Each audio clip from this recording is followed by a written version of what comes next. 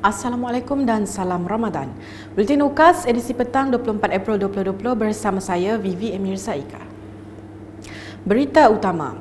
Usaha proaktif yang dilakukan Kerajaan Sarawak dan Kerajaan Pusat dalam memerangi pandemik COVID-19 sejak pelaksanaan Perintah Kawalan Pergerakan PKP bermula 18 Mac lepas mula menampakkan hasil apabila 4 bahagian di negeri ini dikategorikan sebagai kawasan hijau COVID-19. 4 bahagian tersebut adalah Mukah, Sarike, Sibu dan Limbang. Timbalan Ketua Menteri Sarawak yang juga pengerusi Jawatan Kuasa Pengurusan Bencana Negeri Datuk Ahmad Douglas Uga Ambas berkata, sebelum ini 4 bahagian tersebut dikategori sebagai kawasan kuning sebelum tiada merekodkan kes positif baru dalam tempoh 14 hari. Bahagian-bahagian tersebut telah bahagian Mukah, bahagian Serike, bahagian Sibu dan bahagian Limbang. Kemarin lawas saja hijau, sekarang tambah dengan daerah Limbang jadi bahagian Limbang. Perkara ini disebabkan daerah-daerah tersebut tidak ada merekodkan kes positif terbaru selama 14 hari yang lepas. Bercakap dalam sidang media harian COVID-19 di Kuching pada Jumaat, beliau juga memberitahu Jawatan Kuasa Pengurusan Bencana Negeri tidak dapat meramal bila kawasan zon merah dapat dikategorikan sebagai kawasan zon hijau kerana ia adalah berdasarkan laporan kes yang diterima. You can't really predict because how do we define sesuatu kawasan itu hijau? According to the medical advice, any area that does not have any positive case within 14 days then can be considered as green. Ini kita tak boleh teka. Kita tengok, just we look at historical record, then we cannot predict. Kita tak tahu. Kita memang predict semua akan hijau. Tetapi bila itu kita tak tahu. Okey? Sehubungan itu, beliau menasihatkan orang ramai jangan leka dan mematuhi arahan yang telah dikeluarkan sebelum ini. Sementara itu, beliau memaklumkan Sarawak mencatatkan 9 lagi kes positif COVID-19 baru pada Jumaat dan menjadikan jumlah keseluruhan positif sebanyak 468 kes. Pada hari ini, kita merekodkan 9 kes positif COVID-19 baru. Dilaporkan menjadikan jumlah keseluruhan kes di Sarawak 468.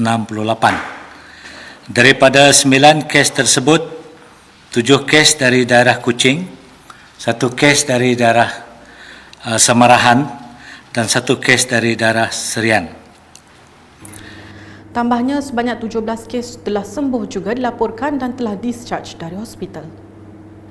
17 kes telah sembuh dan telah di-discharge dari hospital, menjadikan jumlah keseluruhan yang sembuh dan discharge 148 kes. Daripada 17 kes sembuh hari ini, 12 kes dari daerah Kuching, 4 kes dari daerah Samarahan dan 1 kes dari daerah Betong. Beralih ke laporan bantuan khas Sarawak Kusayang BKSS. Peniaga dan penjaja kecil di daerah Meradong dipastikan menerima manfaat daripada BKSS. Ahli di Undangan Negeri Adun Meradong Datuk Ding Kwong Hing berharap bantuan tersebut dapat meringankan beban golongan itu. Pagi ini kita membuka kaunter untuk menolong penjaja berlesen untuk mendaftar Sarawak Pay. Dan berharap nanti semua penjaja dapat menikmati bantuan khas Sarawak Kusayang melalui Sarawak Pay. Sementara itu, seorang peniaga Yi Ai Hua berkata, beliau amat menghargai komitmen Datuk Ding dalam membantu mereka mendaftar untuk memohon bantuan tersebut. 我是爱花哈，我今年干啥啊？那个拿到的外币啊，地方性啊，几吼啊，一部分人处于这个生活你的也啊，今年干啥的，谁不能啊呀？几个老老就完成了，那个的关系和那个闽南好事，不好，我也是那不能记上了我啊。 Bagi Tiong Kung Ming pula, beliau turut melahirkan penghargaan dan terima kasih kepada Datuk Ding yang membantu mereka mendaftar Sarawak Pay. 感谢我们 YP， 我是商感谢我们 YP 在这里 market 康威帮忙民众注册 Sarawak Pay 帮助他们减轻他们家的负担，然后帮他们注册我们非常感谢我们这次的 YP。 Berikut pula. Dalam usaha memastikan rakyat bebas daripada jangkitan COVID-19, Adun Bukit Semuja, John Ilus, telah mengagihkan penutup mulut dan hidung dan cecair pembasmi kuman kepada masyarakat di konstituensi berkenaan. Simbolik pengagihan sumbangan itu telah diserahkan kepada Ketua Masyarakat dan Ketua Kaum Bukit Semuja di perkarangan pejabat Residen Serian. Kita akan mengagihkan face mask kepada kampung dahulu di sekitar Bukit Semuja, dan kedua ialah program yang satunya kita akan agihkan ialah deterjen ataupun bahan untuk membuat disinfection di pusat-pusat awam di kampung dan juga di kawasan kita di Bukit Semuja ini. Jadi kini kita akan agihkan kepada setiap kampung supaya mereka dapat melakukan disinfection di tempat ibadat dan juga di rumah ataupun balai raya, tempat-tempat umum di kampung masing-masing. Sejurus melakukan simbolik penyerahan itu, John Ilus kemudian turun padang menyaksikan proses sanitasi awam di Gereja St. Teresa, Gereja St. Helen dan Masjid Nurul Ihsan, Taman Anggrek Indah di Serian. Berita selanjutnya. Kerajaan Sarawak sentiasa memastikan rakyatnya tidak terjejas semasa PKP dengan menyediakan banyak bantuan termasuk membeli hasil tanaman daripada pekebun dan petani tempatan.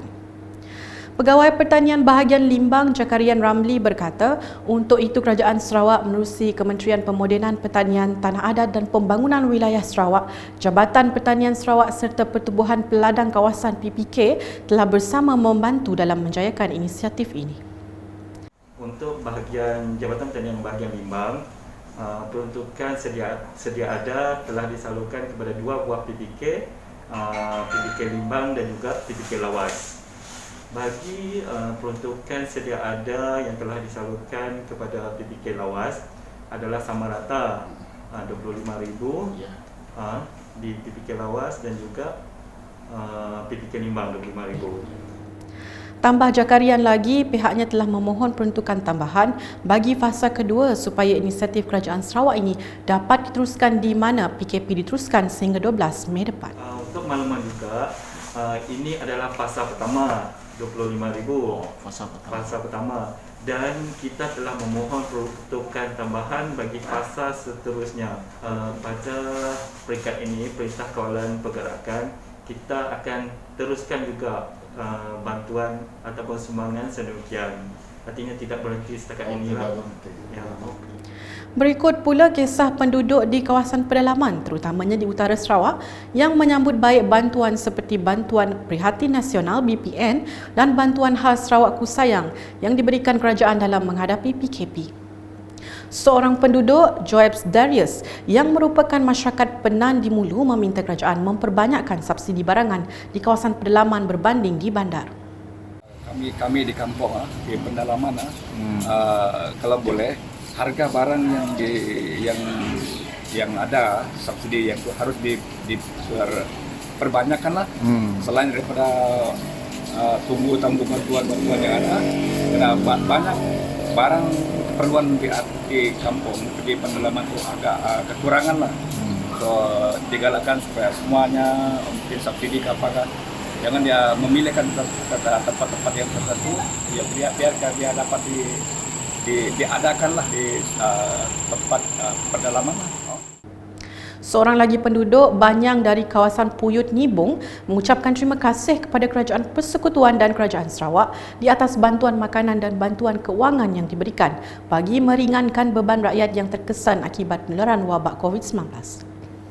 Terima kasih kepada Pemerintah Federal boleh memberi kami bantuan, makanya nama bantuan sudah ditaruh ada setiap baru makanya lah.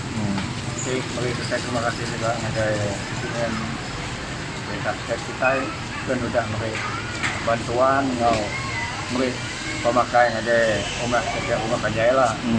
Terima kasih walaupun kami dia tu kena adat bertagang ke berjalan ke kena beres 19 tahun. Ada yang awal laban perintah boleh mata negara dia pun panjai lah. Terima kasih. Saya at home. Dia dong aja anda berjalan kini-kini. Sebagai penutup edisi petang, ikuti 5 tips beribadah di bulan Ramadan semasa Perintah Kawalan Pergerakan Terbitan Perbadanan Ekonomi Digital Malaysia, MDEC.